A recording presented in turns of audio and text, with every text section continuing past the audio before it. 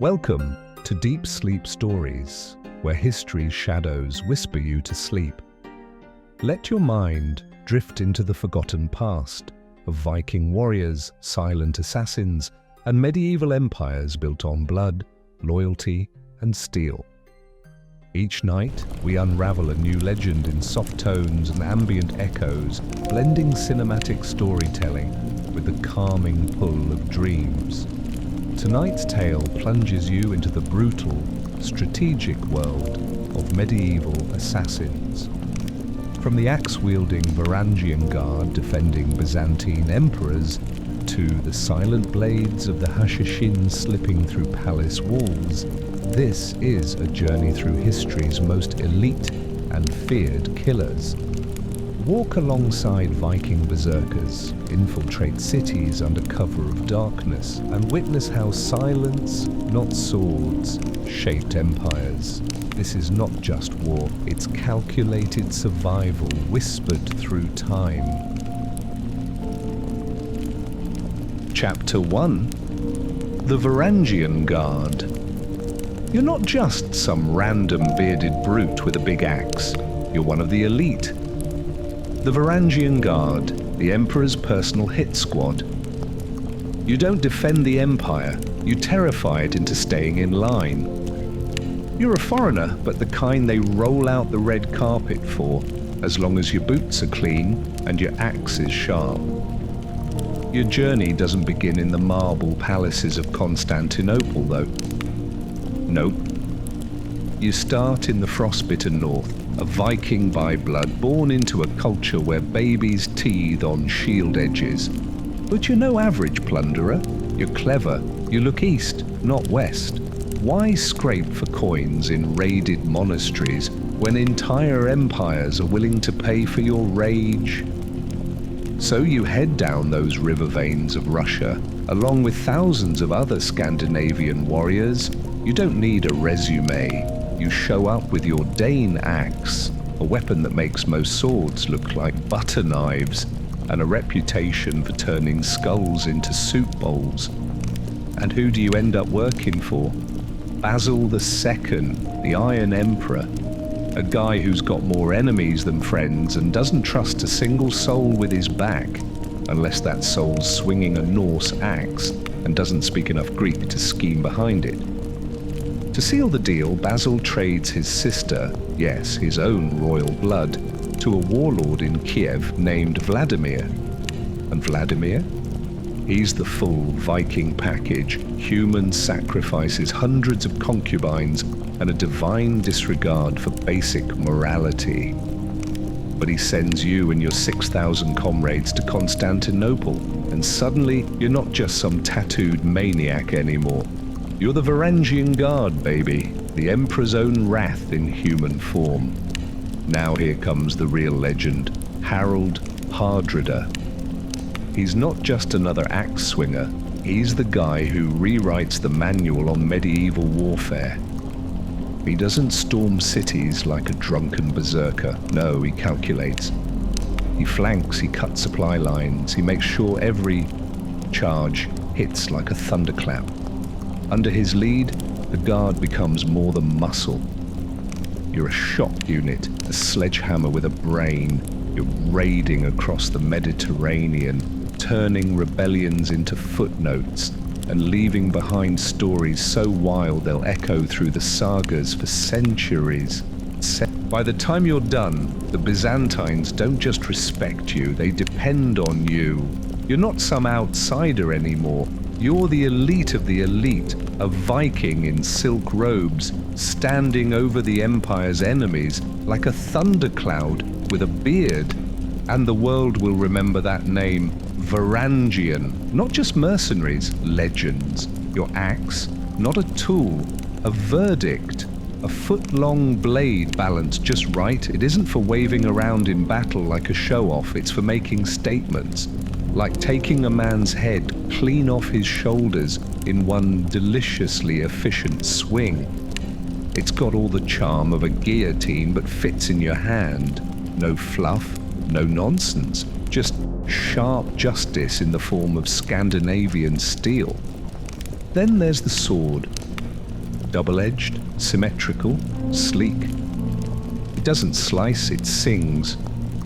Elegant but still brutal, like a tuxedo with bloodstains. And when you want reach without the drama, you go spear. It's the working class hero of the Viking arsenal. Cheap, light, mass-producible, and terrifying in the right hands. Martin Holman, the guy who knows his spears like some people know their favorite pint glass, will tell you exactly how to ruin someone's week with one. You don't even need to be in the front lines. Just stand behind your mate, poke over his shoulder like you're prodding a campfire, jab a leg here, a neck there, dance it around, step, stab, step, easy. Some spears even came with a thoughtful little detail, a wooden stopper just above the blade, because nothing ruins your rhythm like losing your spear inside some guy's torso. This way, you jab, stop, yank, repeat, massacre, but make it ergonomic. These aren't just weapons, they're extensions of a code. You and your crew, now known as the Varangians, you don't just fight, you stick together. That word Vera in Old Norse, it means something like brotherhood. It's not about hugs and campfire songs. It's about shared blood, shared ambition, and the unspoken promise that no one dies alone. So when Basil II, the emperor with a rebellion problem, needs soldiers who won't turn coat mid-fight, guess who he calls? You. Because while his pampered Greek guards are off playing musical thrones with a rival named Bardas Focus, you're sharpening your blades and cashing your check. You hit the rebels like a hammer drop. No mercy, no drama, just a clean, professional takedown. In a matter of months, the rebellion folds like bad parchment, and Basil's throne is safe again, for now. And what's your reward? Constantinople, the prize pig of the medieval world. It's got marble palaces, golden domes, churches the size of football stadiums, and more coins than a dragon's vault. Compared to your frigid village back home, it's a fever dream made of incense and silk.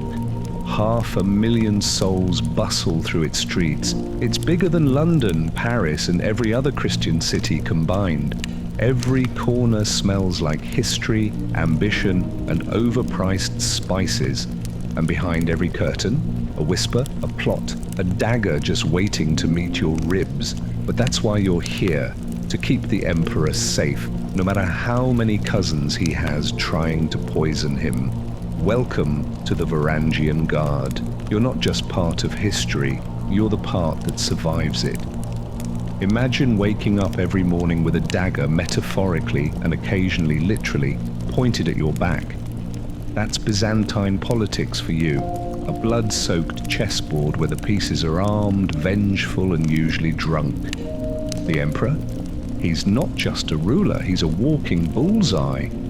Basil II knows it. He's read the resumes of his predecessors, and they usually end with assassinated in a hallway or poisoned at dinner.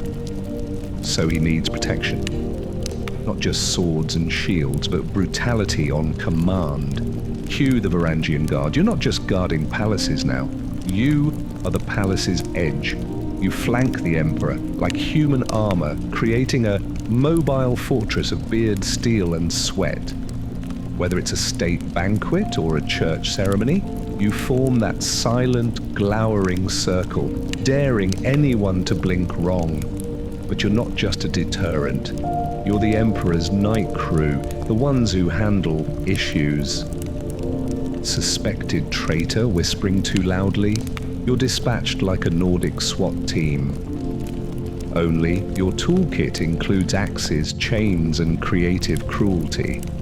There's a prison, Numera. Grim doesn't begin to cover it. It's where people go to vanish in slow motion. If you're posted there, you're not handing out bread. You're handing out pain. Ears sliced, noses clipped. A dab of excrement shoved into every orifice, because apparently even psychological warfare needs a signature flourish. And let's talk about blindings. The Varangian way isn't gouging. No, that's for amateurs. You use acid, scar the cornea just enough so the poor soul spends the rest of their life guessing whether it's dawn or dusk. Elegant, horrifying, efficient. Got someone who's been a little too frisky with their ambition. No problem. Castration's on the menu. And guess who's holding the shears? That's right, you. But hey, a job's a job and you're paid in gold, power, and access to the Empire's most hedonistic city. And oh, Constantinople, to a Norseman used to frostbitten toes and dried fish. This place is another planet. Fine wine, chariot races, palm trees, and women with perfume instead of frostbite. It's heaven with a hangover. You drink like it's an Olympic event. You stagger through alleyways, laugh too loud, break a few benches, and still wake up in time to scare another diplomat half to death. The locals predictably think you're animals. The Emperor's wine skins, they call you. Living barrels with axes. One poet even writes from prison that he can't sleep. Not from guilt or rats, but because you lot won't stop partying outside his window, singing, shouting, probably reenacting last week's torture session for laughs. But beneath the booze and brawn, there's strategy. You're not just here to kill, you're here to be seen, to remind every whispering courtier, every plotting noble, every would-be usurper, the Emperor is never unprotected. And if you touch him, the last thing you'll see is a bearded axeman smiling as he reaches for the acid.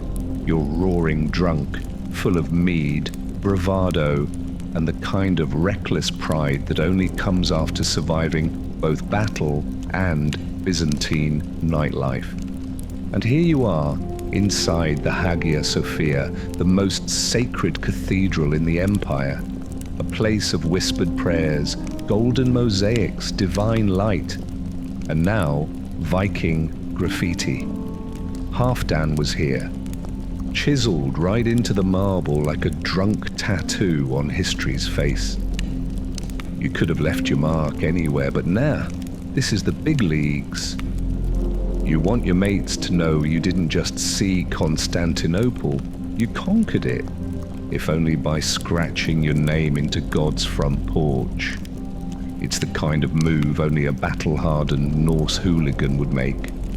Less respectful pilgrim, more football fan on tour with an axe.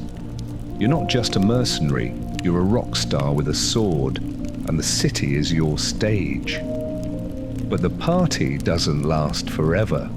Basil II has stabilized the empire. Now he wants more, and you? You're the tip of his spear, so you're no longer just a rowdy honor guard. You're absorbed into the main Byzantine army, split into companies of 500, each under a Greek officer called a lokos. That means no more charging in whenever you feel like it. You're learning tactics now, coordination, timing, patience, discipline, a foreign word to most Vikings, but one you're now forced to tattoo into your brain. And here's the twist. You're not on the front lines. You're the backup, the Emperor's ace in the hole. While everyone else is out there swinging swords and dying with flair, you're in the rear, watching, waiting. And when the moment hits, when the enemy overextends, or the tide turns, then you strike. You start with the shield banging. A rhythmic, thunderous warning, then comes the charge, a mass of steel and rage, teeth bared, axes gleaming. You don't retreat, you don't stop. You break through lines like a storm through shutters. Your greatest weapon? The shield wall. Not just a barrier, an iron wave. Shields locked tight, moving as one. A Norse phalanx fueled by adrenaline and old gods. And when you want to break the enemy's spirit, you form the boar snout. A wedge formation with your biggest, meanest, blood-slicked berserker at the front. He hits the enemy line like a living battering ram, cleaving open a gap while panic spreads like wildfire. Success piles on success. Campaign after campaign, the Varangian Guard become more than elite warriors. They become myth. Basil's hammer, Constantinople's mailed fist, a Viking storm wrapped in imperial silk. Here, Basil II's reign. Oh, that's the golden hour of the Byzantine Empire, when everything sparkles and smells like victory, and behind all that glory, that's you, the Varangian Guard, the Emperor's iron heartbeat. You don't just guard the throne anymore, you carry it across continents. Syria, Georgia, Armenia, Bulgaria, Macedonia, southern Italy, you name it, you fought there.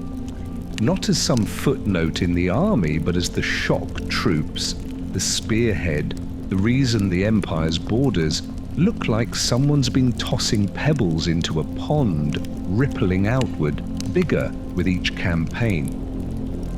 In the sagas back home, they don't call you soldiers.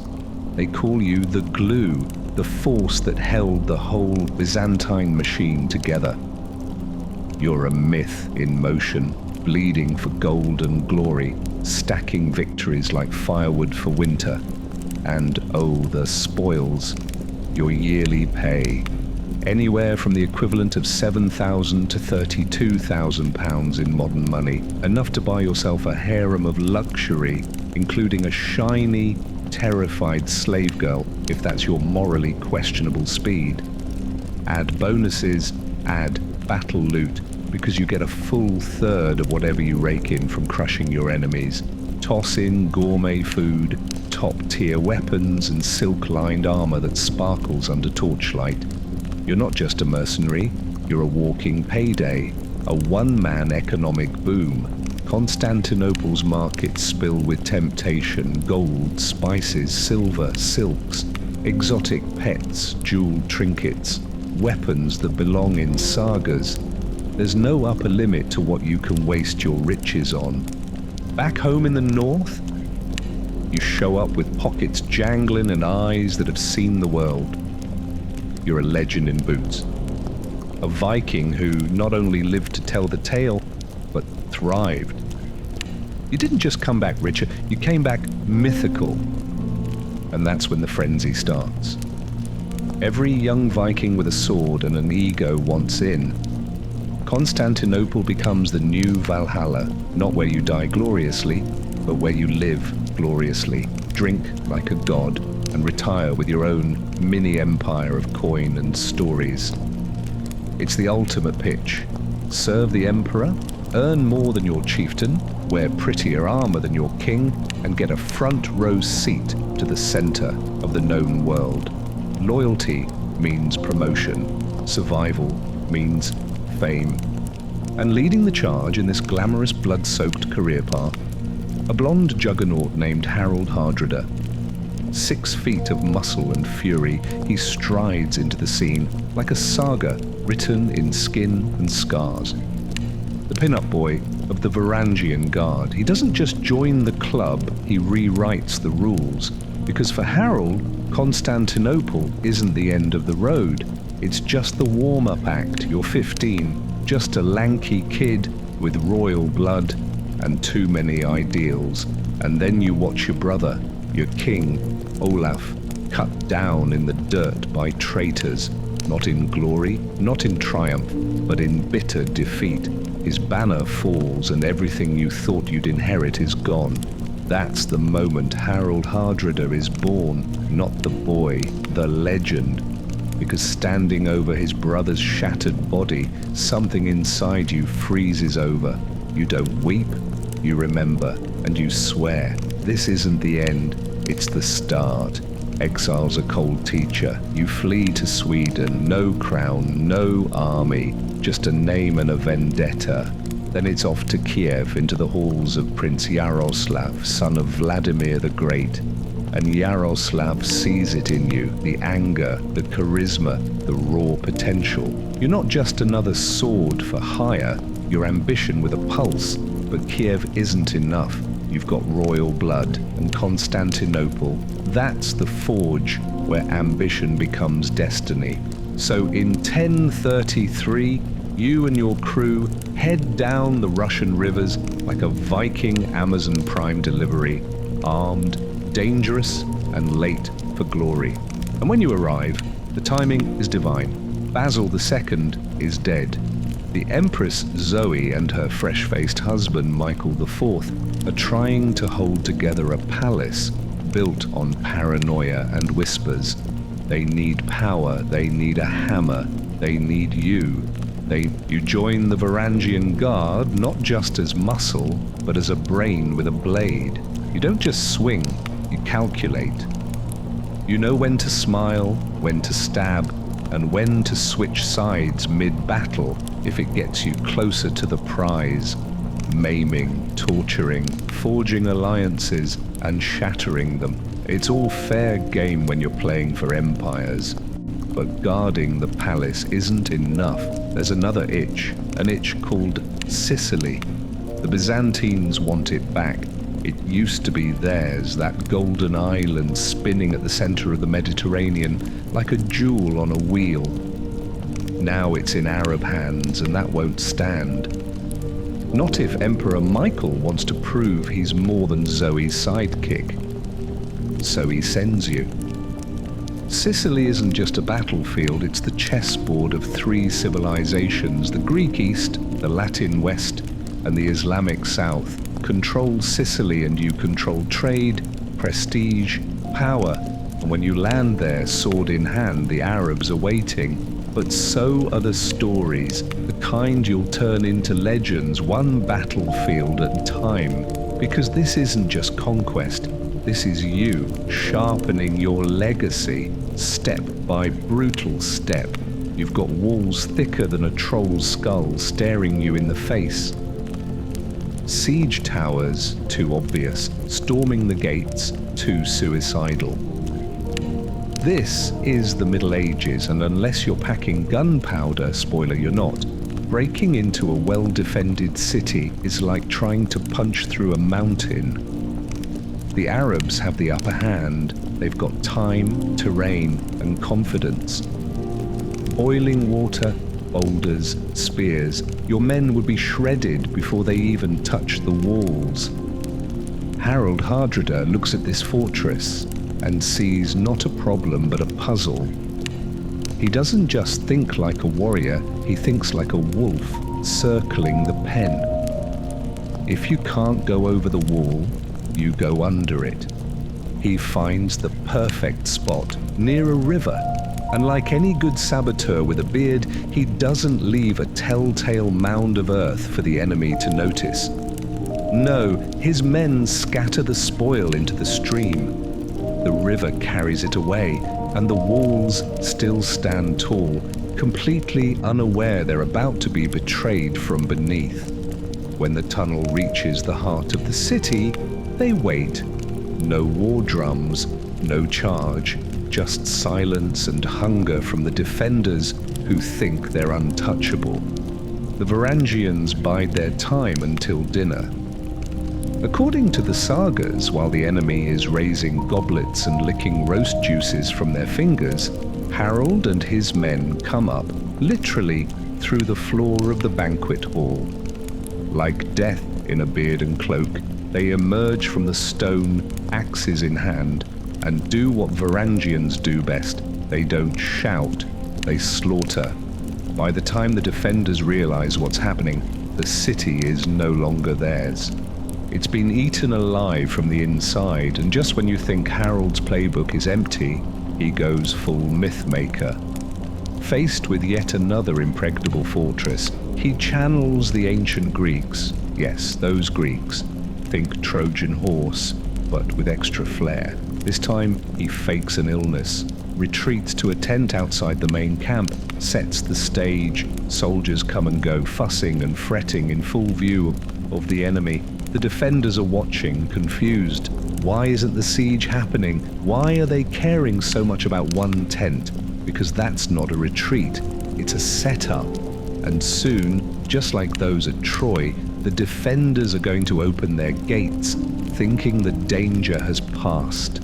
But Harald Hardrada, he doesn't just attack cities, he hunts them. You fake your death, not just a fainting spell, dead, cold, gone. The end of a saga, your enemies buy it. Hook, line, and holy shroud. After all, who wouldn't want the honor of hosting the burial of the legendary Harald Hardrada? So, the Varangians march solemnly to the city gates with a coffin, priests in tow singing dirges, weeping into beards. They ask politely, "Can we bury our dear mighty leader in your sacred church?" "We'll pay. A lot." The defenders? They're flattered, moved even. They open the gates, let the funeral procession in. The coffin is laid gently on the ground, wedged just right, jamming the gates open like the world's most morbid doorstop. And then the lid comes off. Steel flashes. Robes drop. Axes rise. The dirge becomes a war cry. The Varangians slaughter everything that moves, no mercy, no delay. It's not a burial, it's a resurrection of chaos.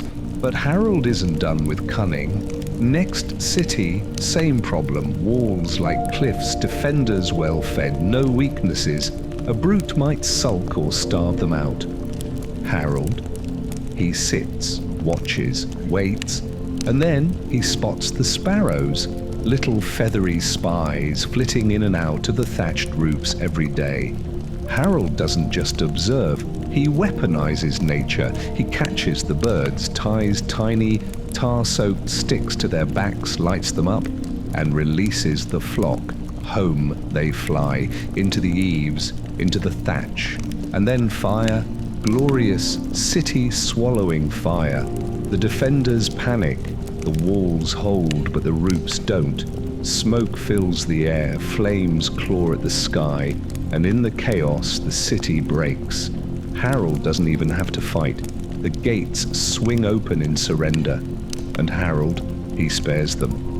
Not out of mercy, but because he can, Sicily becomes his crown jewel. The Varangians are no longer seen as axe-swinging berserkers.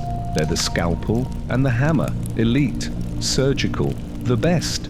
But glory doesn't pay taxes. After 9 years, Harald falls from grace, caught embezzling imperial treasure. Prison follows, then escape, then home. He returns to Norway, grabs the crown, and finally gets to call himself king. But kings don't retire, they reach. In 1066, Harold sails to England chasing one last crown, one final conquest. He brings the fury, the tactics, the legend. But at Stamford Bridge he meets a quiet end, an arrow to the throat. The saga stops mid-verse. Without Harold, the Varangian Guard loses its North Star. He was more than a warrior, he was their soul in a helmet, the final Viking thunderclap. And with his fall, an age ends, not with fire or fury, but with silence. Even after Harald Hardrada's final breath vanished into the fog of Stamford Bridge, the Varangian Guard fought on. They still stood tall in the Emperor's halls, still marched under the weight of gold-plated axes and reputations carved into enemy flesh. But the golden years, they were over. Tactics evolve, warfare shifts, the age of the night, of thundering hooves and steel-plated cavalry rolls in like a storm cloud. Shield walls break, axe charges falter. The ghosts of Varangian glory fade into ceremony. By the 14th century, they're no longer a terror, they're pageantry, polished helmets, rehearsed formations, relics with pulse. Yet they're legend, unfaded, because when you talk about elite warriors in the medieval world, you talk about them, about the fire-eyed Norsemen who stood at the center of an empire they didn't belong to and made it theirs through sheer grit, cunning, and the kind of loyalty you can't teach. They weren't mercenaries, they were pioneers. Vikings who traded snow and solitude for marble, mosaics and mayhem, and for a time they were unstoppable. Their symbol wasn't a banner, it was a blade, swift, silent, and deadly. Their presence was psychological warfare incarnate. They didn't just fight, they haunted, strike, vanish, terrify. That was the Varangian way. They didn't need numbers, they had impact, they inspired awe, and they inspired successors like the fabled assassins of Alamut. But that's another chapter, because before there were robed blades in the shadows, there were tattooed axes in the marble light of Constantinople.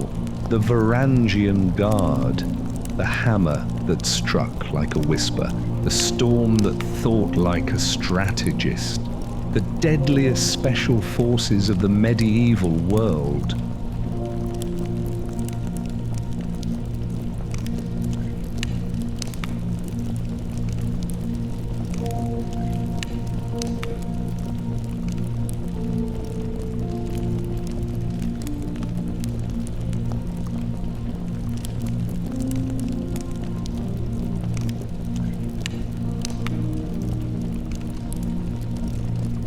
Chapter 2.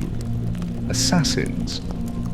Hassani Saba wasn't just a leader, he was a living magnet of devotion, a man who demanded absolute obedience, strict discipline, and near fanatical faith from his followers. And they gave it. Willingly. You don't get that kind of loyalty unless there's something more than charisma. You need a presence that pulls people into orbit. And orbit they did. Facing a Sunni war machine 300,000 strong, Hassan's little mountain cult at Alamut was outmatched in every way that counted except creativity.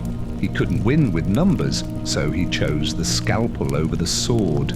Asymmetric warfare, cut off the head, and maybe the body dies with it.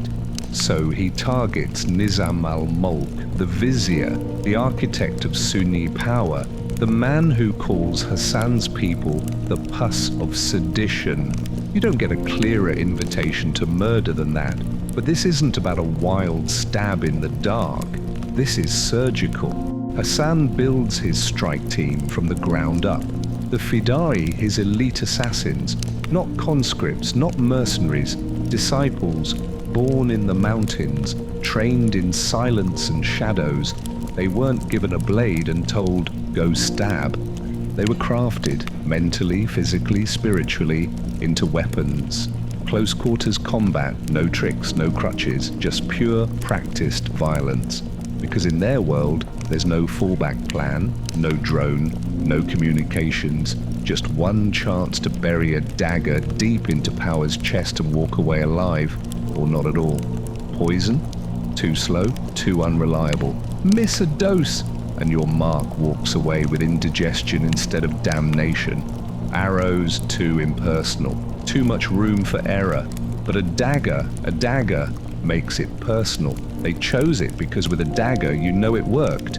You walk up, smile if you want, pull, strike, in, twist, out. No second guessing, no second chances. And the dagger itself, it's not just a weapon, it's a message. Stilettos for clean punctures, slashing blades for elegance and speed, hybrid designs for chaos, the kind that rip coming and going, built with guards strong enough to punch through a ribcage if needed. The assassin doesn't carry the weapon, the assassin is the weapon.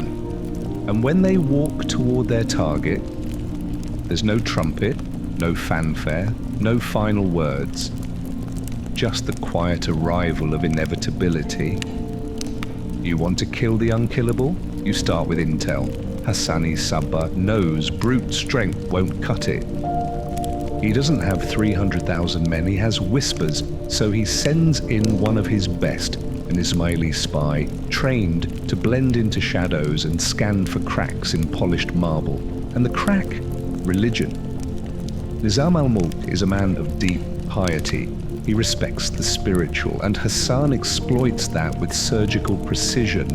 The killer, not a swordsman, not a bruiser, a Sufi, or at least someone posing as one, a holy man, cloaked in sanctity.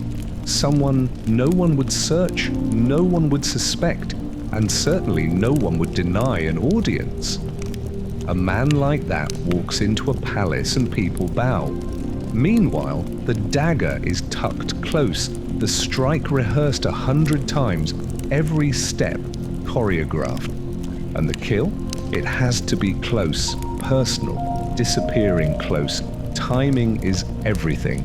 They wait until dusk when the day's tension has drained, and the vizier is soft with satisfaction, drifting toward his harem and his evening pleasures.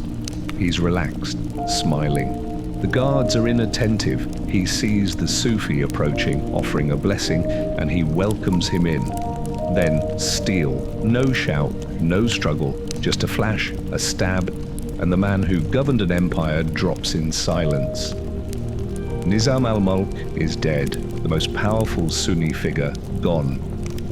By a hand no one saw coming.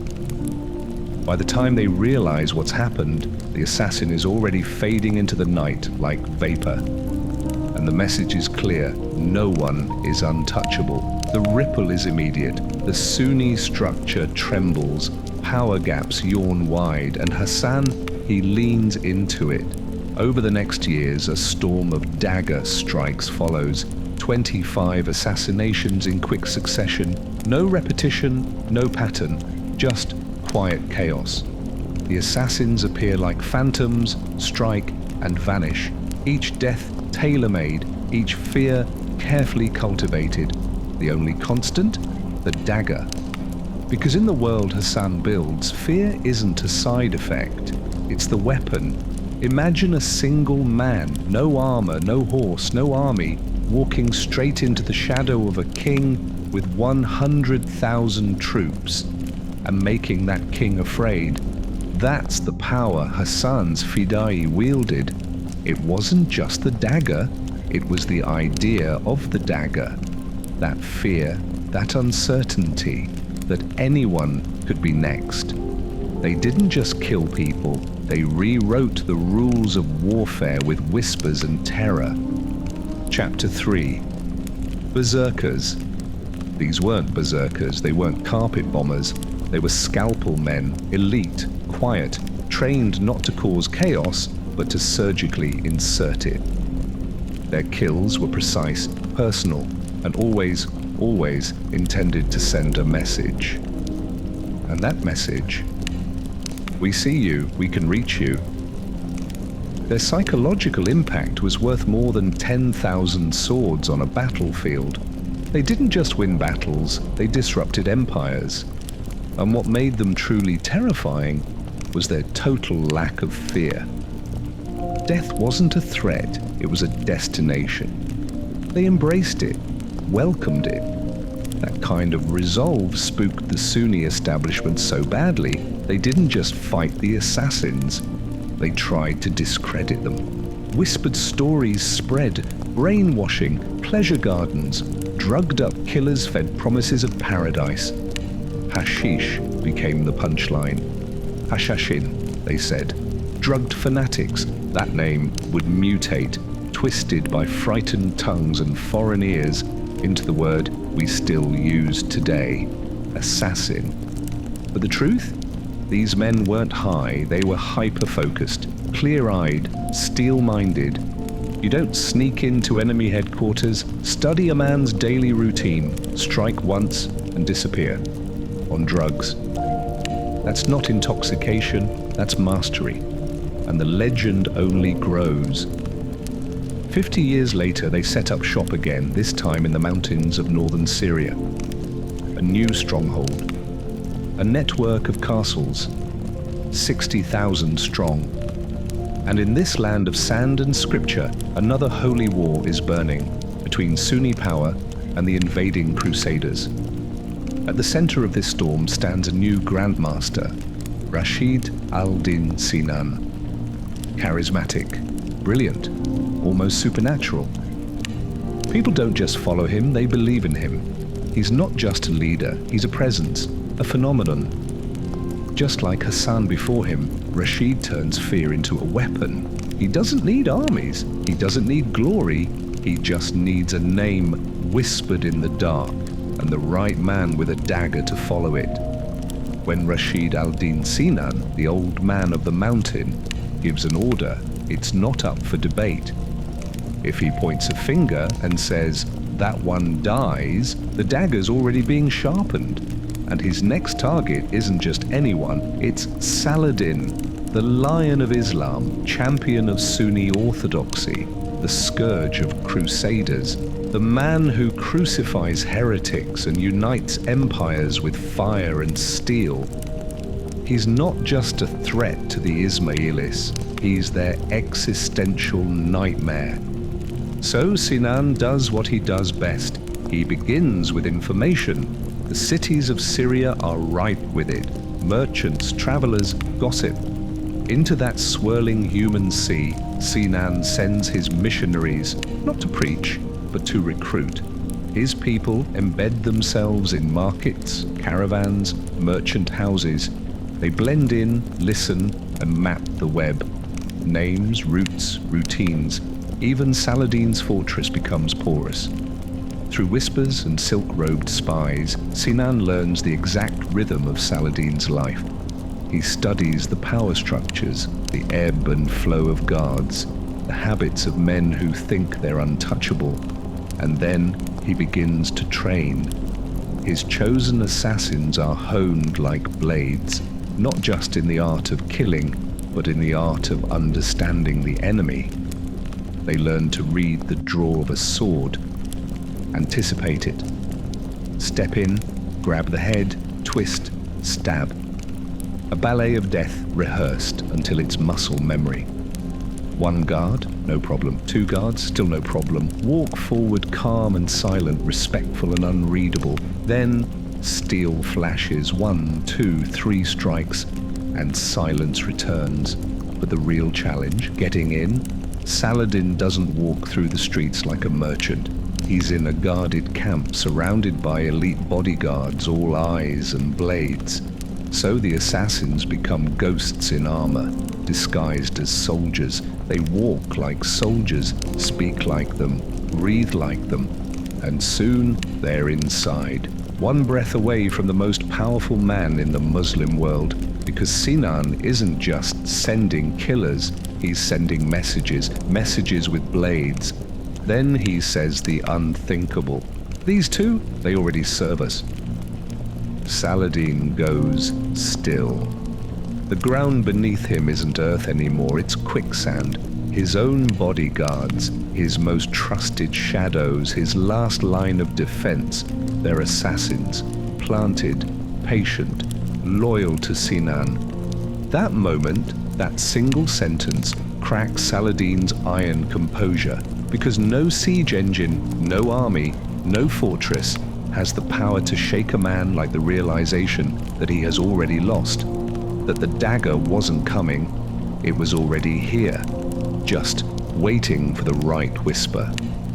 This was no failed hit, this was a masterpiece of psychological warfare. Sinan didn't need to kill Saladin, he needed him to know that he could have, that no armor would save him, that death wasn't at the gate, it was sitting beside him waiting for orders, and it worked. The siege lifts. The Crusaders remain the bigger threat. Saladin withdraws, and the assassins, they remain untouched and undefeated, high in their mountain fastness, like a rumor made of stone and steel. They didn't win with armies, they didn't win with numbers, they won with fear, engineered with patience, precision, and the unnerving truth that no one, not even a sultan, sleeps safe. Because when the assassins choose you, you don't hear them coming, you hear them leave, harmless, always harmless. That's the trick. Be the kind of person people forget, a ghost in robes, a silent helper, one of us. They become monks, converts, meek, devout, pious. They bow, they chant, they blend. They learn the rites, the language, the habits, everything down to the exact number of times to cross themselves before breaking bread. Conrad of Montferrat, ruthless, proud, blind to his own vulnerability, welcomes them, Why wouldn't he? They're Christians, they're quiet. They carry no blades, but they are blades. Living, breathing, dagger-shaped men, honed for this exact role. And as they slip deeper into Conrad's inner circle, the game turns deadly serious, because they are not just spies, they are a countdown. Their presence is Hassan's signature on the future, a quiet note written in shadow. You are not safe. And Conrad, he never sees it coming. Like so many others, he mistakes silence for submission. He mistakes trust for safety. But the assassins never forget. They never forgive. And when the time is right, when the street is narrow and the eyes are blind, the monks show their true face. They step out, pull blades, strike. The dagger flashes. Conrad falls. Not in battle, not on a field, but in the very city he believed he owned. Killed not by an army, but by shadows wearing crosses and smiles. It's the ultimate lesson delivered in blood. When the assassins mark your name, they don't just kill you, they unmake you. From within your own walls, from within your own robes, from within your own faith. Because by the time you notice them, they've already been there for years. 6 months of silence, 6 months of walking like monks, praying like monks, bowing like monks, while every glance is measured, every step closer to Conrad is another thread spun in the web. Then the news drops like a guillotine blade. Conrad of Montferrat has been elected the next king of Jerusalem. Just like that, he's no longer just a threat, he's the crown, the Crusader equivalent of Saladin. That's when the order comes. Activate the sleepers. No more observation, no more patience. Now it's steal time. Sinan's message is clear. Conrad must die. The two assassins begin to train, not for a battle, but for a moment. They rehearse the kill like a sacred rite. Not one strike, multiple. They're not aiming to make a statement. They're aiming to end him. A dagger through the ribs isn't enough. You need to hit twice, 3 times. You make sure the heart stops. You confirm the kill. And when the day comes, everything lines up. Conrad is supposed to dine with his wife, but legend says she's taking her sweet time in the bath. He goes out alone, a bit annoyed, probably distracted. Perfect. He walks the narrow streets of Tai, relaxed, unaware. He passes 2 men sitting casually, men he recognizes. Friendly faces, monks, converts, background noise. Then the daggers flash, there's no chance to scream, no time to run, just a sudden flurry of brutal, practiced stabs. Conrad collapses, bleeding out into the dust, his future crown evaporating in a puddle beneath him. The next Crusader king is dead before he wears it. The impact? Immediate, explosive. This wasn't just a killing. It was a thunderclap across Europe and the Levant. A message in blood that no title, no army, no reputation could protect you. Rumors fly. Richard the Lionheart wanted him gone. Saladin did. Maybe both, maybe neither. But only one group did it. The assassins. Their blades, their hands, their plan. And in that moment, they weren't just feared, they became legend. They call them drugged madmen, demonic, half-beast, half-man, fully terrifying. They tear through towns like wildfire with axes as tall as a man, and eyes that gleam with something that isn't entirely human. Pagan monsters, blood-soaked maniacs, Viking berserkers, the most feared frontline force of their age. But before they became myth, they made a statement. A single raid, a massacre that echoed through centuries. Lindisfarne, it's 793 AD, the holiest site in all of England. A quiet island monastery where the monks chant prayers and polish their gold relics, utterly certain that no evil could ever cross those sacred thresholds. After all, saints protect these walls, and then the horizon changes. longships, serpentine shadows with dragon-proud heads slide silently toward shore. The monks are still blinking when the Vikings leap from their boats, axes already swinging. It's not a raid, it's an eruption. The Berserkers don't hesitate, they don't negotiate. They butcher, they burn, they loot. The altar, once a place of prayer, is soaked with blood. Those monks who aren't killed are chained, marched to the ships, sold in distant lands from Baghdad to Byzantium. Saints don't save you from an axe. The shockwaves are immediate. To the Anglo-Saxons, this isn't war, it's apocalypse. God's house has been desecrated. God's house, and not by some known enemy, but by wild men from the sea. Men with no fear, no pity, no hesitation. Men who could be standing still one moment and then, without warning, erupt into a frenzy of violence so raw it made battle-hardened warriors drop their weapons in terror. That's the Berserker way, not just rage, ritualized rage. Blood-boiling, soul-devouring fury weaponized into a tactic. They weren't drunk, they weren't crazy, they were trained to be terrifying. Shock troops of a civilization that didn't ask for permission. They struck first, loudest, and last. And history never forgot that. Because that bloodbath at Lindisfarne, that wasn't just a massacre. That moment, that single sentence, cracked Saladin's iron composure. Because no siege engine, no army, no fortress has the power to shake a man like the realization that he has already lost, that the dagger wasn't coming, it was already here, just waiting for the right whisper. This was no failed hit. This was a masterpiece of psychological warfare. Sinan didn't need to kill Saladin. He needed him to know that he could have, that no armor would save him, that death wasn't at the gate, it was sitting beside him waiting for orders. And it worked. The siege lifts. The Crusaders remain the bigger threat.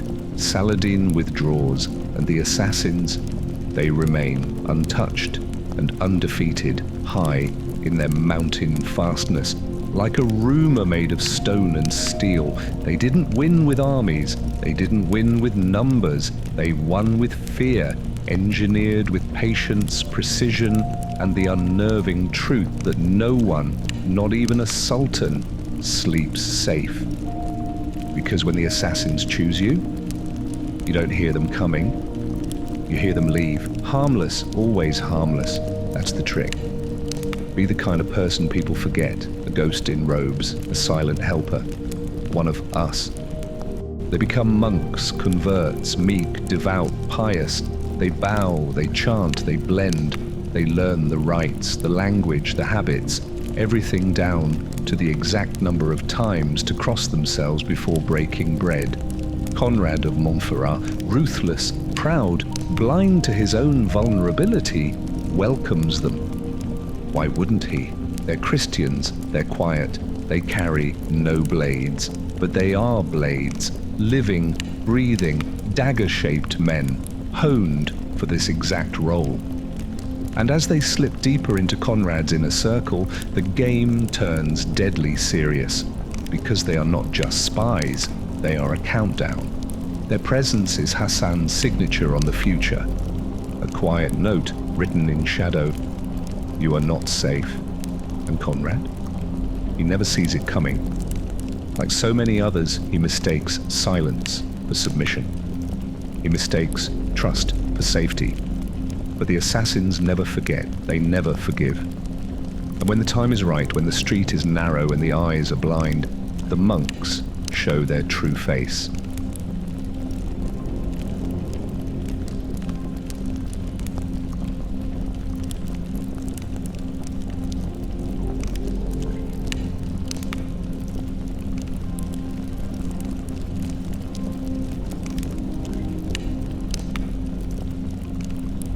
You don't just charge in screaming like a lunatic. You plan, you check the winds, you land down the shore, quiet as a cat on a church pew. A couple of men hang back to watch the ships, Because if your ride home catches fire, that raid turns into a suicide mission. Another team scouts the woods and trails behind. No surprises, no traps, no heroes leaping out of the bushes. Then, when the signal's given, you move. Fast, aggressive, focused, in, outside, before the first scream even reaches the tree line. That's Strandhug, that's Viking, raiding perfected. Not madness, method. And when you go in, you're carrying nightmares in your hands. The Dane axe, the signature weapon of terror, two-handed, balanced, light enough to dance with, heavy enough to cleave a man in half. You don't just chop, you hook. A sweep to the leg, a twist, and your enemy's flat on his back before he knows you are coming. Then the blade comes down and the ground drinks deep.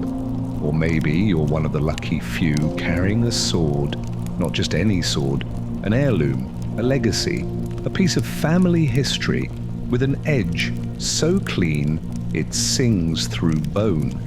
It's not just a weapon, it's an announcement. I have the means, and I have the skill.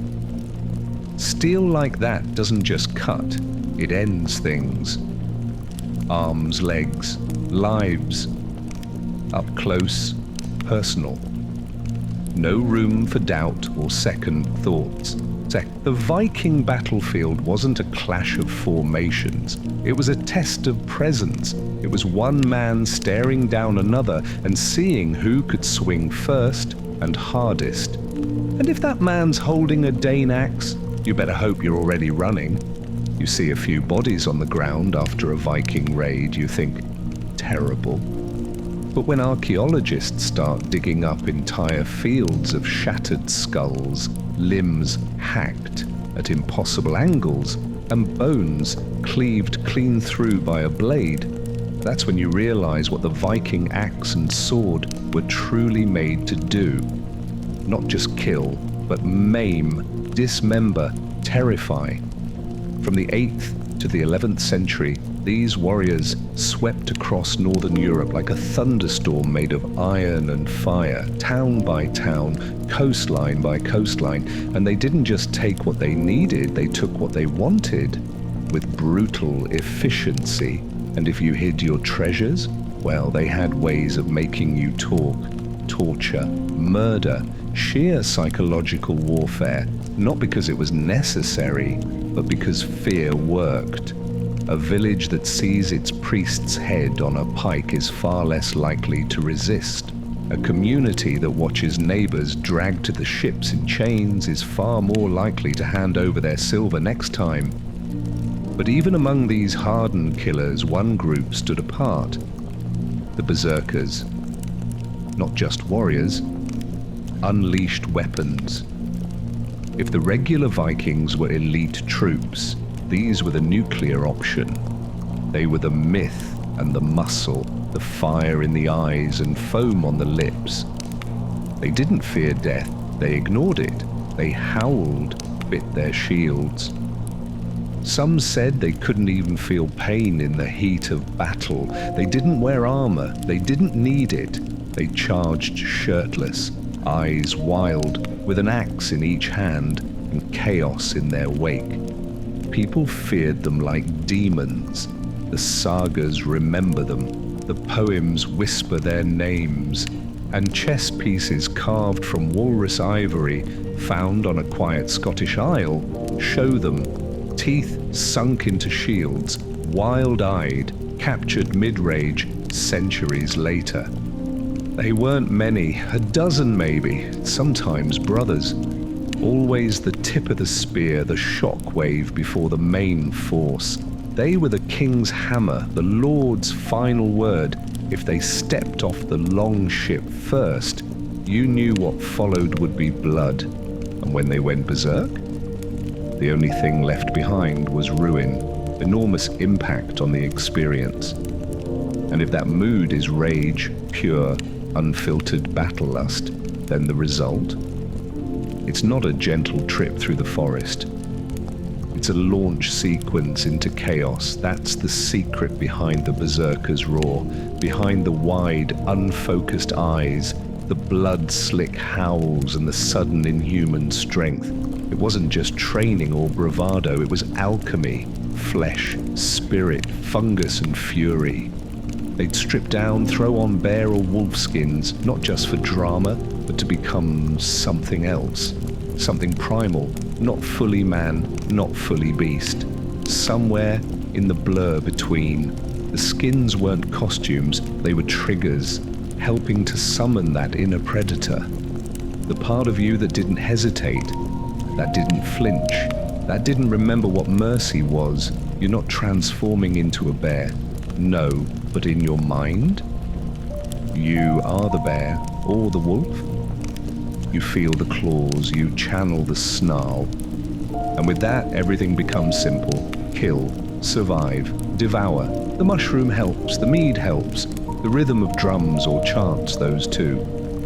The preparation is a ritual, and the outcome is a state of mind that makes pain irrelevant and fear obsolete. Once in that state, berserkers were believed to be untouchable. Blades didn't cut them, fire didn't burn them. It wasn't literal magic, it was the terrifying illusion of it. And when your enemy believes you can't be harmed, they stop fighting, or worse, they run. And that's when the real work begins. Because once the berserker charges, there's no turning back. It's not just about winning the battle, it's about breaking the will of anyone left alive to ever think of fighting again. Great hall in the sky, ringed with the shields of the fallen, roofed with gold, and echoing with the clash of endless battle. It's not a peaceful afterlife, it's eternal war, feasting, fighting and drinking. And for a berserker, it's not heaven, it's home. So imagine it. You've donned your bear or wolf skin, claimed your spirit animal, you've drunk the urine of your shaman brother, distilled madness, rage and vision. Your heart's thundering, your hands are twitching, you're sweating, growling, foaming at the mouth. Your vision pulses, the edges of the world warp. You're no longer a man, you're a weapon forged by Odin himself. And now you crave only one thing, battle, because battle means glory, death means ascension. There's no fear, no hesitation, no plans for tomorrow, just the thrill of crashing into a shield wall with the roar of a beast and the certainty that either way, whether you kill or are killed, you win. That's what truly made the berserker terrifying. Not just the strength, not just the drugs, but the belief that every scream, every blow, every blood-slicked step brought them closer to divinity. You couldn't negotiate with a berserker. You couldn't intimidate one. You could only pray that when he came, howling, bare-chested, blades raised, you weren't in his path, because whether he fell or triumphed, he would rise again in Valhalla, the English throne, because why stop at Norway when there's a whole other kingdom just across the sea, ripe for conquest? It's late September 1066, and the sky above northern England is a soft, uncertain grey. A fleet looms on the horizon, over 300 longships packed with warriors, iron and ambition. At the helm stands Harald Hardrada, the last great Viking king, a legend forged in Byzantine fire and crowned in the frozen halls of Norway. And among his army, the berserkers, bare-chested, wild-eyed, animal-skinned, frothing, howling, teeth grinding against wooden shields. They've crossed continents for this. This isn't just a raid, it's Ragnarok rehearsal. This is their Valhalla ticket, etched in blood and crowned in glory. The English, led by the northern earls Edwin and Morcar, rushed to meet them at a place called Stamford Bridge. What they don't expect is the sheer ferocity of the Viking force waiting across the river. And at the center of it all, one lone berserker. He stands on the narrow bridge, wielding an axe so large it might have been mistaken for a weapon, meant to fell trees instead of men. Behind him, his comrades organize. In front of him, wave after wave of English soldiers charge, and he holds them. He swings, he screams, he slaughters. One man, a bridge and a pile of bodies at his feet. He's the ultimate embodiment of everything the Berserker gang was meant to be. Raw, uncontrollable rage channeled into a single, terrifying form. He becomes the shield, the storm, the legend. It takes a sneaky Englishman floating under the bridge with a spear to finally bring him down. But the damage is done, the tale is written. That moment at Stamford Bridge becomes the final thunderous heartbeat of the Viking Age. A berserker's last stand.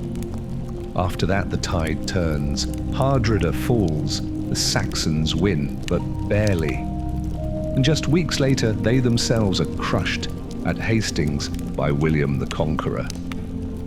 But the image of that lone Viking snarling on a bridge, fighting like 10 men and dying with a roar in his throat, that's the one that sticks.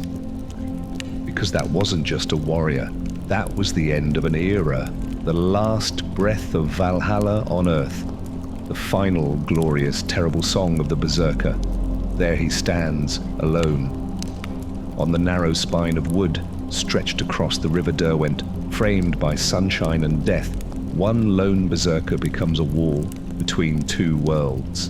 Behind him, Harold Hardrada scrambles to regroup. Before him, King Harold Godwinson and an Anglo-Saxon host 20 times his number, hungry for vengeance and soaked in war dust. But the Berserker isn't afraid. He's high. Not just on mushrooms, though those are certainly coursing through his veins. Amanita muscaria, boiled into a mead-steeped stew, has already thrown his soul into a whirlpool of fire and blood. But more than that, he's high on Odin, on purpose, on rage, on the certainty that this is the moment he was born for. He gnashes his teeth, froth dripping from his beard, his eyes wild with holy madness. He clutches his Dane axe, curved, vicious, balanced, and steps forward.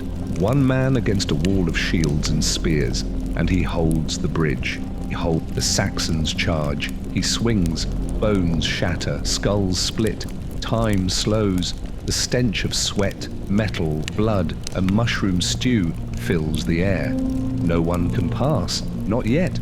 Not while this bear man, this death priest in a wolf's skin, stands grinning in the sunlight. They try again. He spins, he howls, he kills. The bridge grows slippery with gore. And behind him the Vikings scramble into formation. They owe him everything. He's not just fighting, he's stalling fate. Eventually, of course, the Saxons adapt. One sneaks beneath the bridge in a half-sunken barrel, finds a crack in the god's armor, and runs a spear up through his gut. The Berserker jerks once, twice, then stills. He drops to his knees, then forward. But even as the Saxons surge forward, they move differently, slower, more cautious, because that man who held them back alone while unarmed warriors scrambled for swords behind him wasn't just a Viking, he was a legend. And that moment, that stand on a narrow bridge in the Yorkshire sun, becomes the last great roar of the Berserkers. A final act of fury, a sacrifice to Odin, paid in full, final stand, a tale not of axes and fury, but of shadows, silence, and slipping past the edge of a blade. But before we vanish into the smoke with the ninjas of Eager, let's take one last breath with that lone berserker on the bridge at Stamford.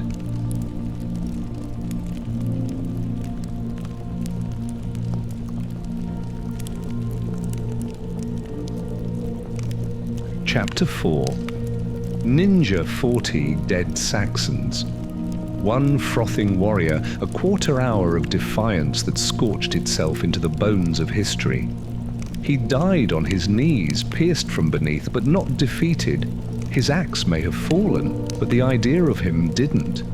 And yet, even as his blood dried on the timbers, the age that birthed him was ending. Christianity swept through Scandinavia not with fire and steel, but with soft promises of order, community, salvation, and a very pointed disapproval of ritualized battle fury. The Berserkers' gods faded into memory, their mead replaced by communion wine, their mushroom-fueled war trances replaced by Sunday sermons. To go berserk became not an honor, but a crime. Banned by law, outlawed in Iceland by the 12th century, declared too wild, too pagan, too other for a world now ruled by crosses instead of ravens. The bear shirts were folded away, the howls silenced. The shield-biting warriors of Odin melted back into legend, and yet we remember them. Because somewhere deep in the human psyche, the idea of that warrior, half man, half beast, heartbeat of war, is impossible to ignore. The berserker, alone on the bridge, swinging his axe like a hymn, his gods are gone, his ways are outlawed, but his story still charges down the riverbank, screaming, "The demon Hanzo!" Not because he summoned spirits, but because he moved like one. Hattori Hanzo wasn't just a master of infiltration, he defined it. His men didn't wear black pajamas and toss shurikens for fun. They were shadows made flesh, specialists in silence and misdirection. Where samurai charged through the front gates in shining armor, the shinobi slid through the cracks. Where honor held others back, Hanzo's methods pushed forward, poisoned wells, unlocked gates, stolen secrets. So when Tokugawa Ieyasu found himself stuck, his daughters imprisoned in a castle he couldn't storm without signing their death warrant, he didn't send an army. He sent Hanzo. No siege, no trumpet call, no threats, just a whisper. Hanzo and his ninja, honed by years of living in the margins of war, begin their work. No one sees them enter, no one hears them move. They study the castle, they memorize the guard rotations, they listen, wait, vanish. Every shadow in the corridor might be one of Hanzo's men, every servant could be a mask, every moment is a potential strike. And when the night is right, they move. No one knows how it happens. The records blur into myth. Some say the guards were drugged, others say there were tunnels. What is clear, the daughters are gone, rescued, not a hair harmed. And Hanzo, he's already back in the woods. His trail cold, the castle blinking in disbelief. No one dies, nothing burns, and yet the message is louder than cannon fire. There is nowhere safe from the ninja. Hanzo's legend grows, so does Ieyasu's power. Because sometimes the war isn't won by the loudest sword, it's won by the quietest footsteps. Tools, compact, silent, and devastatingly effective. These aren't crude instruments, these are purpose-built devices honed through generations of shadow warfare. Collapsible saws, hooks that dig like talons, and silken ropes that make no sound. Hanzo isn't guessing. He's rehearsed this in his mind 1,000 times. Every guard's route, every creak in the floorboards, every gust of wind against the paper walls. Once inside, the real magic begins. He's not peeping through some crumbling keep. This is a living, breathing military fortress, crawling with armed retainers. But to Hanzo, it's a board game, and he already knows all the pieces. He moves like smoke. Every step is pre-planned. His route from the outer defenses to the inner chambers is tight, precise, invisible. Then he finds them, the daughters, unharmed, likely sleeping, unaware that salvation moves within arm's reach. He signals the sleeper agents, the ones who've been posing for months, maybe years, as cooks, stable boys, foot soldiers. The signal is subtle, maybe a lantern turned just so, or a bird call at the wrong hour. And like the walls of the castle themselves, the betrayal begins from the inside. Chaos erupts. As the alarm is raised, the ninja strike everywhere, from within the walls, from behind gates, from the tree line. Like a nightmare with swords, they converge. Hanzo escorts the daughters out, leading them down the same silent path he climbed. While the main attack distracts the guards, he disappears into the night. Mission complete. No thunder, no glory, just 2 lives saved, a castle thrown into disarray, and a legend that spreads like wildfire. This wasn't just a rescue, this was a blueprint, a tactical doctrine of stealth, infiltration, sleeper cells, diversion, timing, and precision, a playbook still mirrored today by the world's elite special forces. But back then, it all began with Hanzo, the demon in the shadows, the man who made war quiet, a test of endurance, improvisation, and absolute resilience. This wasn't a weekend training retreat, it was a crucible. You weren't handed a scroll that said, "You are now ninja." You earned that title with blood, frostbite, and silence. You had to disappear into the forest and re-emerge. Days later without a trace, surviving off roots, rainwater, and raw instinct. You had to climb cliffs barefoot, navigate ridges blindfolded, and hold your breath underwater while a blade passed inches above your head. If you failed, there was no ceremony. Just a quiet return to village life, your place in the shadow world, lost. Because Ige didn't just create fighters, it created ghosts. The land itself shaped them. Isolated by natural defenses, surrounded by misty peaks and narrow passes, Igar bred self-reliance and suspicion. These weren't people who waited for war to come to them. They studied it. They mastered the edge of it. And when the rest of Japan fought with swords and honor codes, Ige answered with smoke, poison, and shadows. Their Bible? The art of war. Sun Tzu's ancient lines echoed through their training like a mantra. All warfare is based on deception. And no one did deception like the ninja. They didn't just sneak in, they controlled the battlefield from beneath it. Psychological warfare, disguises, dismantling the enemy from the inside out. The shinobi way was about winning before the battle began. And Hattori Hanzo, he was their masterpiece, because his mission at Tsunojo wasn't just a rescue, it was proof. Proof that one well-placed shadow could break an army, crack open a fortress, and shift the tide of a civil war. And it all began in the mists of Ig-A. A whisper in the hills, a blade in the dark, and a name that would echo for centuries. Is total annihilation or total submission? And if you know anything about the people of Iga, submission was never on the table. Oda Nobunaga, Japan's iron-fisted warlord, steamrolled province after province with the precision of a military machine and the savagery of a man possessed. His vision? A unified Japan under his banner, order at the cost of identity. Resistance was not tolerated, negotiation was weakness.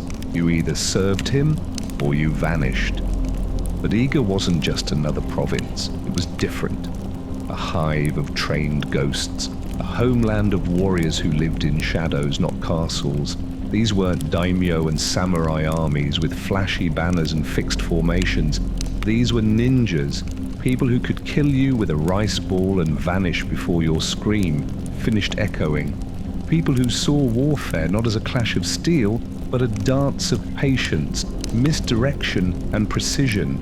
They didn't overwhelm, they unwound from the inside. So when Nobunaga came knocking, what he found wasn't a line of spearmen. It was nothing, empty paths, silent hills, shadows that whispered and bit. But Nobunaga didn't care for silence. He brought fire. In 1581, he launched an all-out invasion of Iga with a force some say was 40,000 strong, a wave of steel, fire and gunpowder. It was a campaign of extermination, no sieges, no surrenders, just scorched earth and buried bodies. The ninjas fought back, of course. They used traps, sabotage, assassinations, ambushes. They made the Iga Mountains bleed resistance, but they were outnumbered, outgunned. And for the first time in centuries, the shadows broke. Iga fell. But the ninja spirit, it didn't.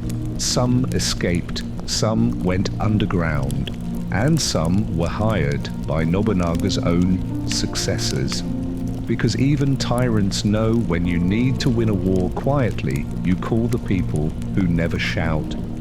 The legacy of Iga wasn't its defeat, it was its infiltration into every layer of Japanese military and political life. The shinobi didn't vanish, they evolved, from mist to myth and from myth to memory. But when you think of a black-clad figure on a moonless night, blade at the ready, heart still, eyes fixed, you're remembering Iga, the mountain that taught Japan how to fight in silence, of elite samurai bodyguards, trained, disciplined, and paranoid. Nobunaga knows what he's done. He knows who he's enraged, and he's ready. But Ishikawa Gomen isn't just any ninja. He's forged in rage, sharpened by grief, and trained in every dark art Ige ever birthed. This is personal. He doesn't charge in. He melts into the city, Osaka, Kyoto, wherever the opportunity lies. He watches, waits, becomes the dust in Nobunaga's palace corridors. Every night is a rehearsal. Every shadow is a test. Because to get close to Oda Nobunaga, you don't just slip through the door, you slip through history. But the clock is ticking. Nobunaga is preparing his final campaign to wipe out EGA. The ninja stronghold has days left, maybe hours. If Gomen fails, the shadow world dies with him. The plan? Assassinate Nobunaga in his sanctuary. The setting, Honnoji Temple, Kyoto. The day, June 21st, 1582. According to legend, Ishikawa Gomen infiltrates the temple with stealth unmatched, disguised, unarmed, unreadable. Maybe he's a monk, maybe a servant, maybe the breeze itself. And just as he nears his target, fate itself seems to twist. Another betrayal is already unfolding. The general, Akechi Mitsuhide, one of Nobunaga's own, has launched a surprise coup. Nobunaga, caught off guard, surrounded, betrayed, chooses ritual suicide over capture. He dies not by ninja blade, but by his own hand. And Gomen, the shadow who came to kill, watches his enemy destroy himself. The assassination fails, but the mission succeeds. Nobunaga is dead. The giant army destined to crush Ige dissolves into confusion. The invasion halts. The ninja homeland breathes again. Gomen vanishes. Some say he lived. Others say he tried to kill Nobunaga's successor and was boiled alive in a cauldron.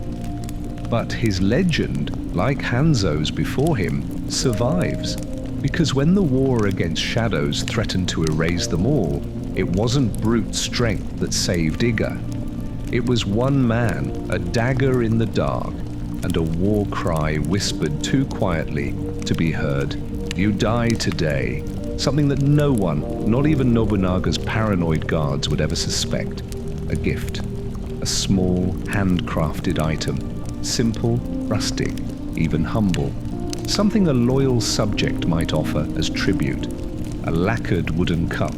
A scroll with ink, steeped in death. A rice cake, not for eating, but placed subtly on a tray among other offerings. The method matters less than the moment, because Gomen isn't going to sneak into the shadows of the royal apartments with a knife. He's going to walk in the front door. His double agents inside the castle, the sleeper cells who've been living among Nobunaga's staff for months, maybe years, will arrange it. A ceremonial moment, a guest list full of masks and pleasantries, a small, respectful gesture delivered with both hands and a lowered gaze. And the poison? Wolf's Bane. A conatum, so potent that a tiny dose smeared on the rim of a sake cup or absorbed through the skin of a scroll can kill silently, agonizingly, irrevocably. This is not a blade in the dark, it's a whisper in the bloodstream. Gomen knows he'll only get one chance. Nobunaga trusts no one, but even he must breathe, must touch, must drink. And when he does, Gomen will vanish, not into legend, not yet, but into the silence where assassins thrive, leaving behind a warlord already dying, surrounded by guards who have no idea what just happened, and too late to stop it. Because that's the ninja's ultimate weapon, not just poison, not just deception, but time. And when Gomen strikes, time runs out. Iga burns, not just the houses, not just the temples, but the very spirit of a mountain people who had once danced with shadows and whispered death from rooftops. Oda Nobunaga's vengeance is not a military action, it is extermination. Women, children, monks, it doesn't matter. If you walked the ridges of Iga, you die. His orders are clear. No mercy, no survivors, no Iga.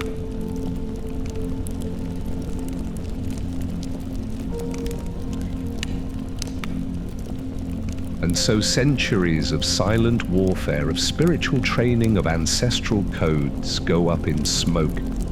The ninja homeland is gone.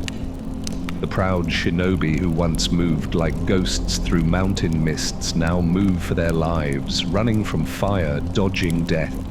The elite force of Japan's darkest art is shattered, disbanded, not in defeat on a battlefield, but by massacre. Gomen survives, but at what cost? The assassination failed. Nobunaga still breathes, and the hills of Iga, the womb of ninjutsu, now echo only with silence and ash. Those who escape scatter like sparks before the wind.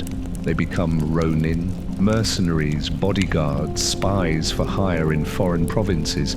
Some disappear into the countryside, others are absorbed into new clans, and some, ironically, are hired by the very warlords who once hunted them. The age of Iga's ninja is over, but the art does not die. It moves underground, hidden in scrolls, whispered through bloodlines, smuggled through generations like sacred fire. And the legacy of the ninja, it survives in every silent strike, every unexpected blow, every black mask, moving beneath a full moon, because they didn't just teach Japan how to fight, they taught the world how to disappear, screaming through the dark, soaked in blood, some half naked, others dragging shattered limbs behind them. It's not a battle anymore, it's a massacre. But before we plunge into the jungles of Mesoamerica and the howling chaos of the Aztec Empire's last stand, let's stop just for a breath and honor what's just unfolded. Because against every odd, burned from their homeland, hunted across mountains, turned into exiles and ghosts, the ninja of Iga didn't just survive, they endured. So, Sinan does what he does best. He begins with information. The cities of Syria are ripe with it. Merchants, travelers, gossip.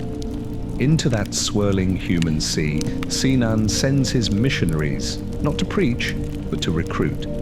His people embed themselves in markets, caravans, merchant houses. They blend in, listen, and map the web. Names, routes, routines. Even Saladin's fortress becomes porous. Through whispers and silk-robed spies, Sinan learns the exact rhythm of Saladin's life. He studies the power structures, the ebb and flow of guards, the habits of men who think they're untouchable. And then he begins to train. His chosen assassins are honed like blades, not just in the art of killing, but in the art of understanding the enemy. They learn to read the draw of a sword, anticipate it, step in, grab the head, twist, stab. A ballet of death rehearsed until it's muscle memory. One guard, no problem. Two guards, still no problem. Walk forward, calm and silent, respectful and unreadable. Then steel flashes, 1, 2, 3 strikes, and silence returns. But the real challenge, getting in. Saladin doesn't walk through the streets like a merchant. He's in a guarded camp surrounded by elite bodyguards, all eyes and blades. So the assassins become ghosts in armor, disguised as soldiers. They walk like soldiers, speak like them, breathe like them, and soon they're inside, one breath away from the most powerful man in the Muslim world. Because Sinan isn't just sending killers, he's sending messages with blades. Then he says the unthinkable. These two, they already serve us. Saladin goes still. The ground beneath him isn't earth anymore, it's quicksand. His own bodyguards, his most trusted shadows, his last line of defense. They're assassins, planted, patient, loyal to Sinan. Their weapons are built not for killing, but for subduing. The Makuahuitl, a wooden club lined with obsidian blades, won't pierce like a sword, but it will shatter bones and bring a man to his knees. Efficient, brutal, perfect for taking someone alive, barely. And once captured, the victims walk their final path up the temple steps to the rhythm of drums and the roar of crowds. There's no escape, no trial, no mercy, just the altar, the knife, and the gods above, watching. For 2 centuries, the Aztec war machine rolls over central Mexico, fueled by belief, blood, and unstoppable martial discipline. Their empire is vast, complex, and terrifying. But what they don't know? On the far horizon, ships are sailing. Strangers are coming, steel in hand, fire in their eyes. And they don't want captives. They want everything. Cripple, not kill. Because in the Aztec art of war, death is wasteful. A corpse feeds no gods. A screaming, terrified captive dragged back through the jungle in chains. That's the true prize. That's what the sun demands. So the Eagle warriors adapt. They wield the Makuahuitl not just as a sword, but as a hammer. The flat of it becomes a tool of calculated brutality. One clean strike to the shoulder to break an arm, a crushing blow to the knee to drop a runner, a stinging slap to the jaw to stun. Precision violence. They don't want dead men, they want bleeding, breathing trophies. Each subdued enemy is another rung on the ladder to glory.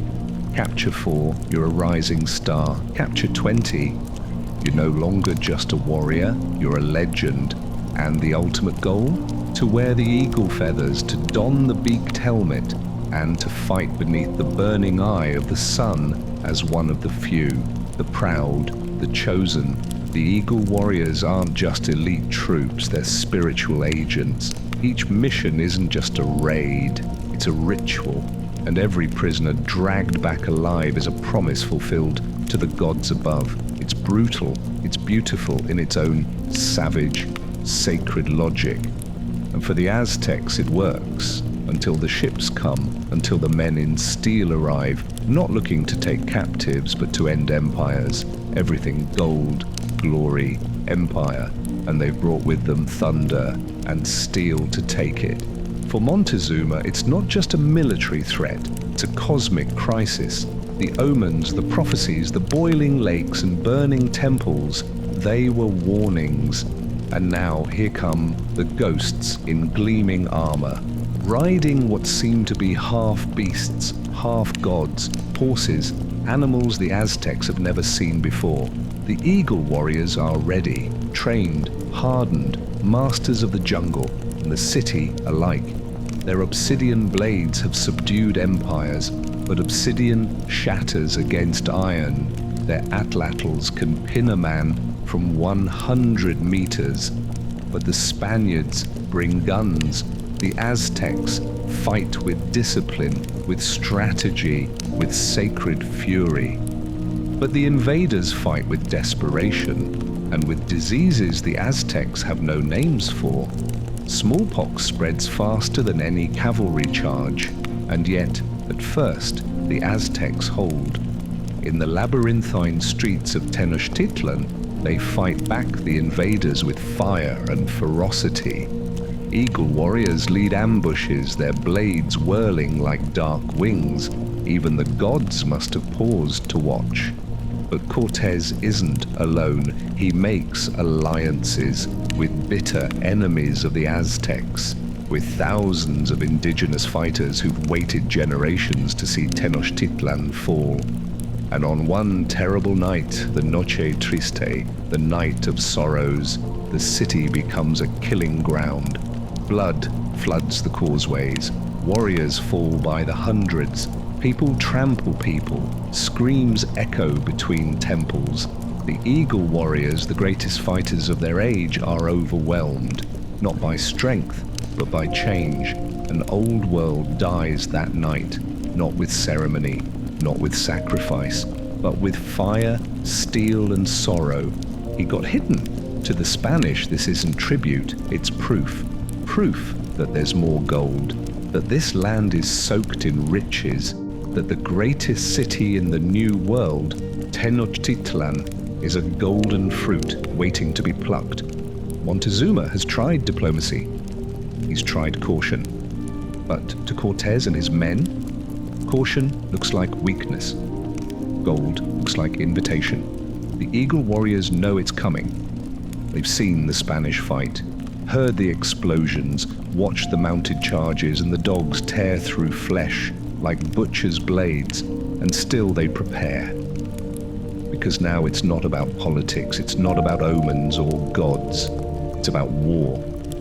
And the Spanish, they aren't gods, they bleed, they die, they get lost in the swampy causeways, they panic when surrounded. So the Aztecs do what they've always done. They go to battle not to destroy, but to capture. And at first, it works. In the heart of their city, the Eagle warriors launch ambushes, drive the conquistadors back step by bloody step, cut down their allies, shatter their morale. They nearly end Cortés, but Cortés, like the gods Montezuma feared, returns with reinforcements, with plague already spreading behind him, with treachery stitched into every alliance, not in surrender.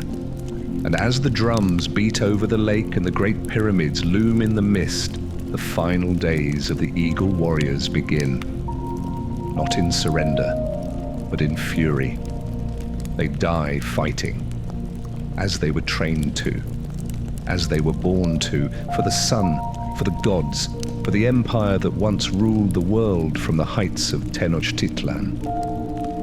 And when it finally falls, it's not silence that follows, it's echoes of obsidian blades, of war cries, of feathers and blood, of warriors who never truly left. And to Cortés, that's unforgivable. The sacrifice of his comrades isn't just a cultural difference, it's a spark to ignite his fury. The uneasy truce in Tenochtitlan fractures with a sound like breaking glass. The Spanish, who once played the role of honored guests, now become occupiers. Cortés responds with cold precision. He arrests Montezuma, placing him under house arrest. The emperor, once revered as divine, is now a prisoner in his own palace, his every word and gesture controlled by the foreign invaders he tried to appease with gold and hospitality. The Eagle warriors are stunned. They've never seen a king taken like that, never seen the heart of the empire punctured from within. But they bide their time, because the Spanish aren't just few, they're vulnerable. The causeways into the city are narrow, the lake is vast, and the Aztecs, they know every inch of it. As Cortez tightens his grip, tensions swell. An uprising brews just beneath the surface. Markets whisper of war, temples tremble with fury. Then Cortez makes a fatal move. While away from the capital, he leaves a subordinate in charge, Pedro de Alvarado, who, fearing a rebellion during a festival, orders a massacre in the ceremonial precinct. Priests, nobles, and dancers are butchered mid-ritual. The streets run red. The peace shatters. The Eagle warriors rise. The city explodes in revolt. Cortez returns to a siege, his men trapped, outnumbered, bleeding. Now the Spaniards see what the Eagle warriors really are. Not museum pieces, not decorated guards, but demons in feathered armor, shadows with obsidian blades, and no mercy left. The gods no longer demand gold, they demand retribution on gods who bleed. Montezuma, once a living deity, now looks like a broken man in a gilded cage, powerless, paralyzed, and, in the eyes of the warrior caste, already dead. So the Eagle warriors rise, not in whispers, not in silence, but with the roar of war drums echoing from the temples, blades catching the dawn light, and obsidian glinting in the blood-soaked streets. They flood the causeways, block every exit. Every Spanish escape route becomes a killing ground. They turn the city into a trap. Every rooftop a perch for atlatl darts, every alley a gauntlet. The time for diplomacy is over. The Aztecs don't want to negotiate. They want vengeance. Cortez is suddenly a man in a cage of his own, trapped in the palace, surrounded by an entire empire he thought he had broken. Then comes one of the cruelest moments in this bloody play.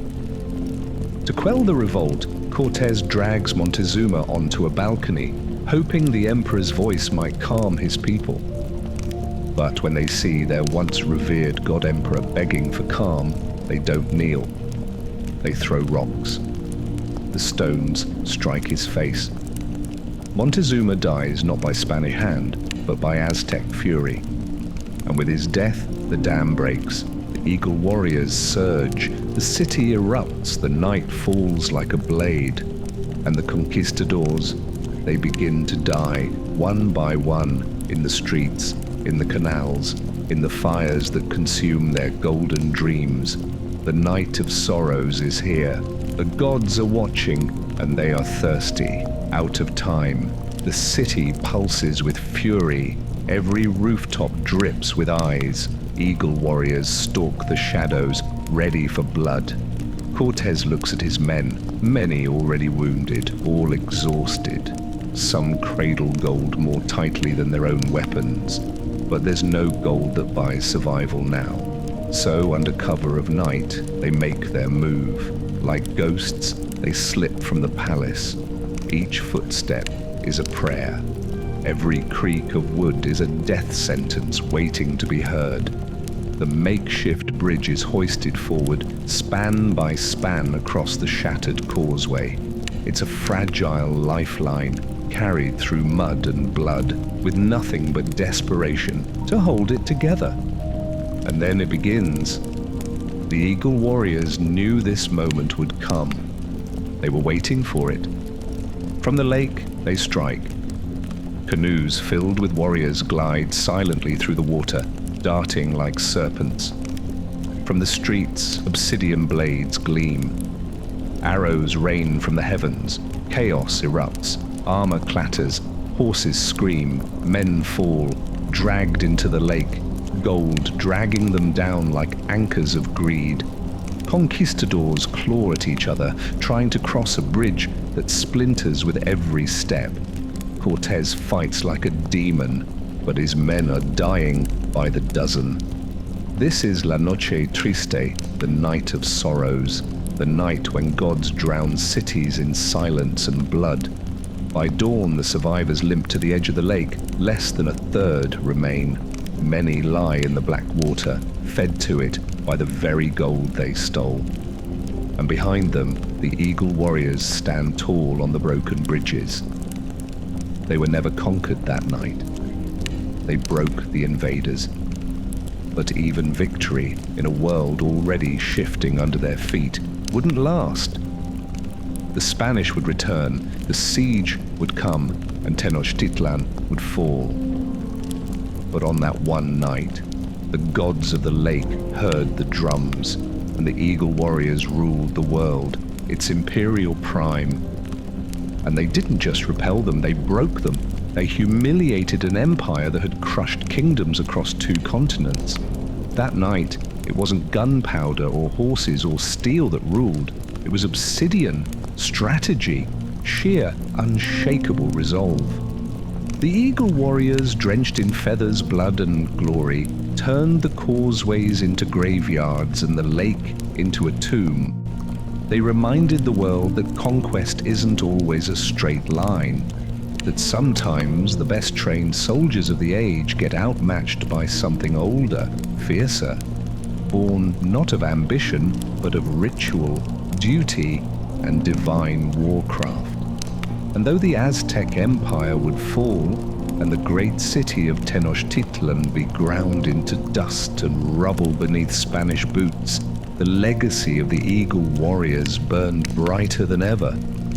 Because in that one sacred night, as gold dragged greedy men into the black waters and the pyramids echoed with the drums of sacrifice, the gods were fed, the eagles soared, and Spain bled.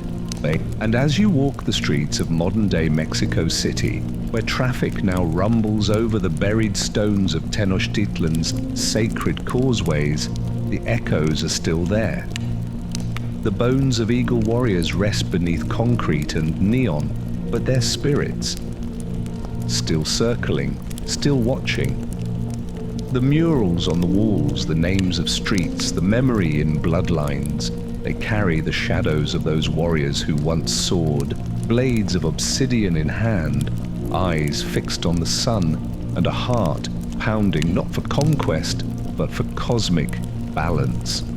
For one night, they held back the tide. For one night, they showed the world that even gods could fall and empires could bleed. They were more than soldiers. They were the last breath of an empire and the eternal beat of the war drum. They were the Eagle warriors.